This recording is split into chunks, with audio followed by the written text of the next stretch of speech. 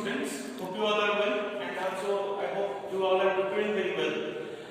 So in the last chapter we have learned about the straight lines.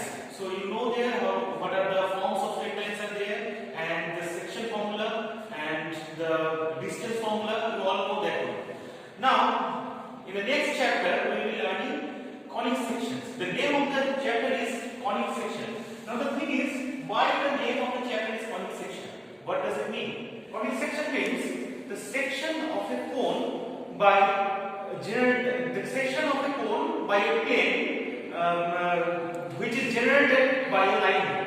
Okay. Now let's take this one is a line. Okay. Now if I fix the line, so if it is a line, then obviously it has no definite end. It is also moving this side and it is also moving on that side. Okay.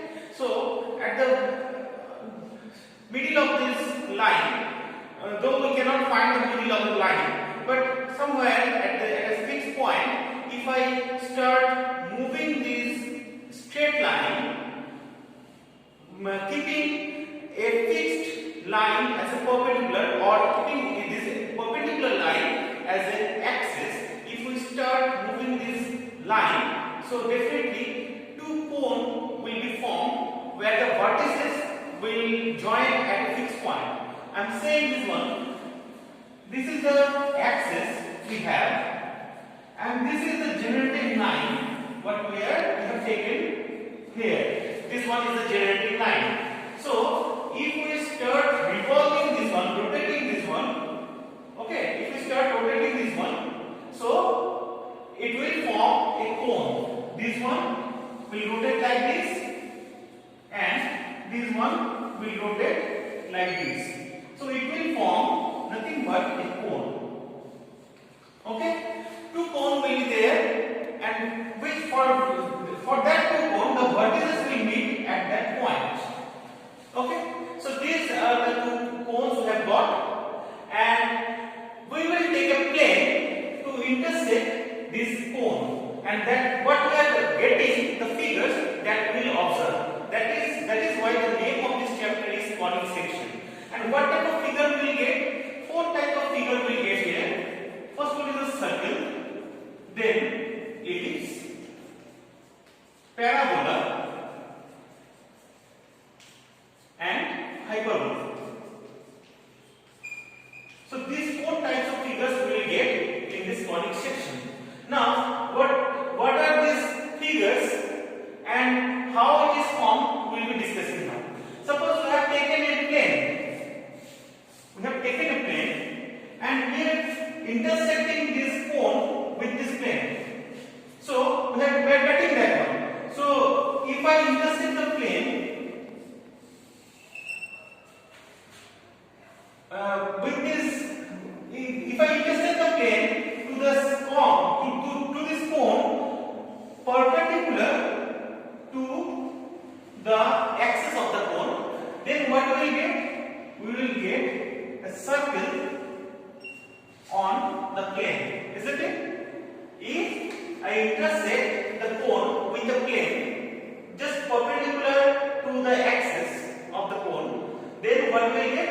We will get a circle on the plane. Now, if I intersect this cone with the plane slightly in an oblique way, so that this plane is parallel to this generating line, then what type of figure we will get? We will get this type of figure. Just the intersection points I am looking. I am observing the intersection point. Okay? Where the plane will intersect with the cone portion. Okay? This one is a cone. You think about the three-dimensional figure cone. Okay, so this figure will look like this one, and this figure is named as parabola. Okay, so this one is the parabola, and earlier when we have placed our plane parallel to the perpendicular to the axis of the cone, then we have got this type of figure that is called circle. Okay, now in case of circle, if I go downside near the center point of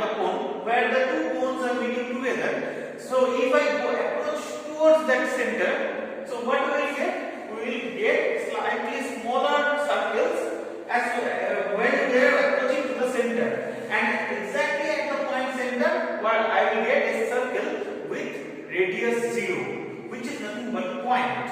So, which also satisfies or justifies the statement that point is a circle with 0 radius. Okay. Now, parabola means this one we have got. Now, what we are doing in the same figure? Now we are intersecting the cone with another plane, which is at a more of angle, but that is not perpendicular to the axis. Not perpendicular to the axis, but more oblique it is. Then, what type of figure we will get?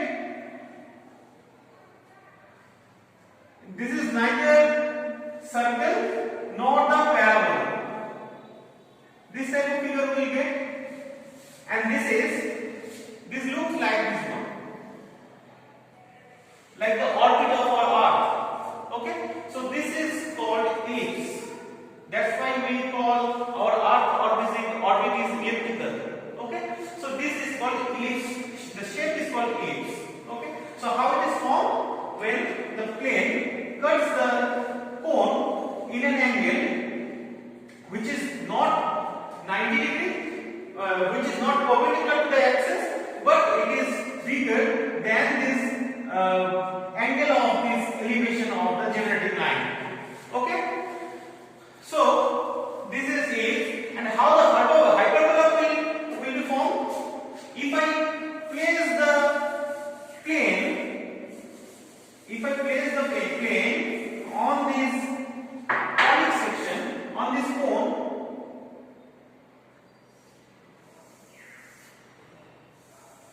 in this angle, so what I will get? I will get this type of figure. In this side and another in this side. Okay, so the figure will look like this one and this one, where this one will be the axis of the cone it is going, and this one will be the center of the cone. Okay, so this figure is called hyperbola. Is it okay? So this figure is called hyperbola, which is obtained by this intersection, and this figure is called ellipse, which is obtained in the previous image where we have got, and this one is a parabola, and this one is a circle. And we have justified also one statement that a point is a circle with 0 radius. Now, if I want to make a chart that when at what angle which type of figure is we are obtaining. So if we can make it this way. First we are defining that if this one is our cone,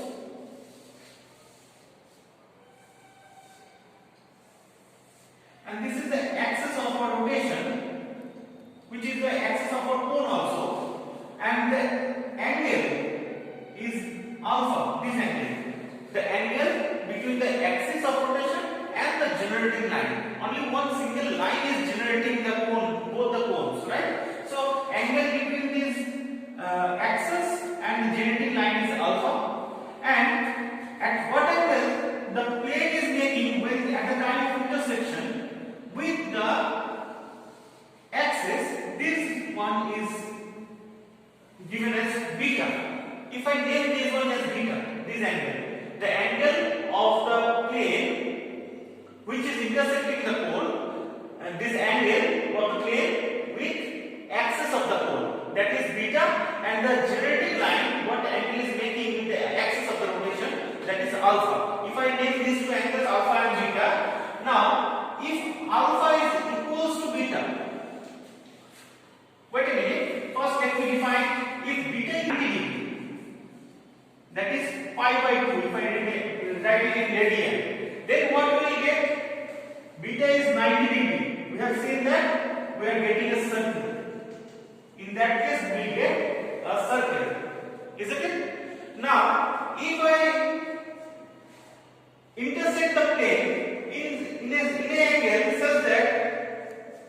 bigger than alpha but less than 90 degree. If it is bigger than alpha but less than 90 degree, then this type of figure we will get, which is an ellipse. Okay.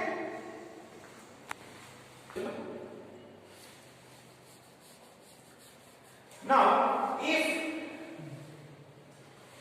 we make the angle in such a way that alpha is equals to beta, so when the alpha will be equals to beta, if this one is alpha, then this one is also alpha, because the same angle it will be making on both the sides. So when these two alternative angles are equal, if this plane itself is parallel to this generating line, right? So if it is parallel to the generating line, what type of figure we are getting? We have seen that if it is parallel to the generating line, then we are obtaining this type of parabola type of figure, right? So if it is alpha is equals to beta, then we are getting a parabola, and in that case, the plane is parallel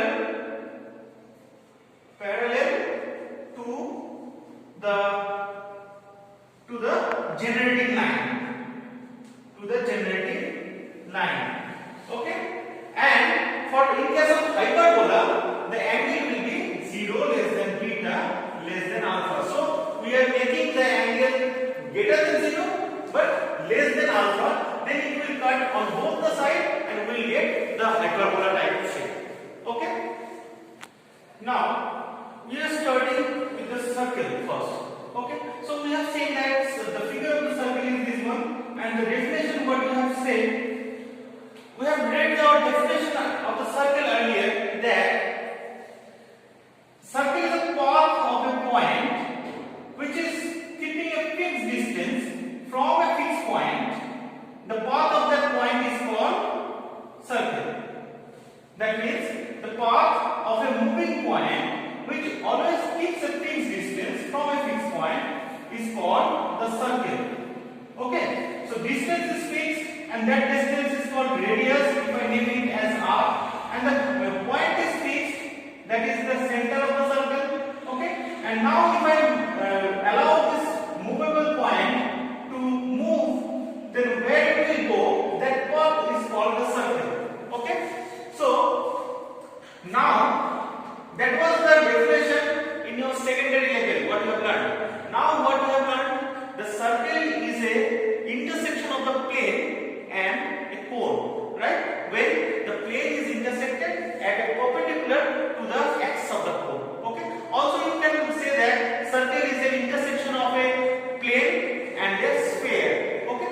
This type of definitions you will get now in your higher secondary level. Okay. So what I have said, the circle is the intersection of a plane to a cone where the plane is placed perpendicular to the axis of the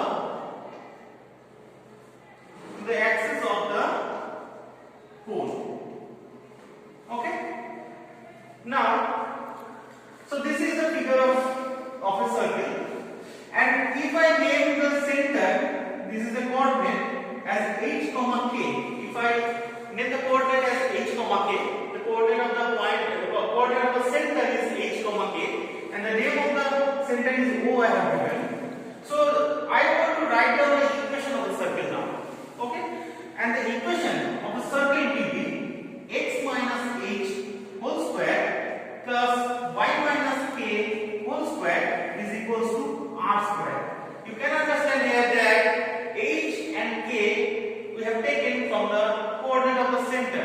So from this equation, h comma k is the center of the circle, and r we have taken from the radius of the circle. Okay, so r is the radius of the circle. So where h comma k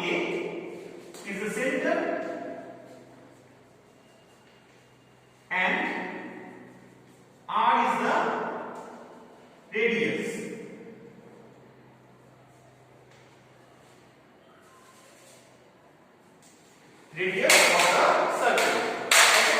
Now, if I want to write the general equation of the circle, of course, this is one kind of general equation. If I want to simplify that, we will be getting, simplify means if I want to break the squares, we will be getting x square plus y square plus 2gx plus 2fy plus c is equals to 0. Okay. Only obviously a second order term of x, second order term of y, and a single x term and single y term will be there. And if I calculate all the constants, one constant also should be there. So this is the general equation of the circle, where the center will be written as minus g, minus f, and the radius, this is the center, and the radius will be written as root over g square plus f square minus c. Now let's have a look on a problem from the NCERT book.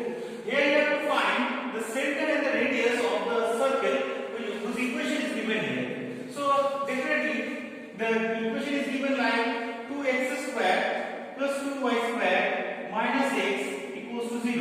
So if I want to compare it with the equation x minus h whole square plus y minus k whole square equals to r square. So what we will be getting? What we will be doing here? First, we have to make this x square and y square separate from the coefficients. Okay.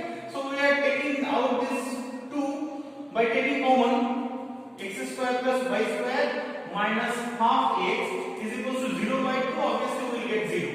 Now, x square we will be doing in the method of completing the square. Minus 2 into x into 1 by 4 I have to write to adjust this one, because half x is there and I am writing already 2x, so 1 by 4 which will adjust our extra taken. Obviously here we will be doing plus 1 by 4 whole square to complete the square. Now plus y square, and no y part is there, so we will skip that one, and minus 1 by 16 is equals to 0. So what we will be getting here? X minus 1 by 4 whole square plus y square, which is equals to 1 by 4 whole square.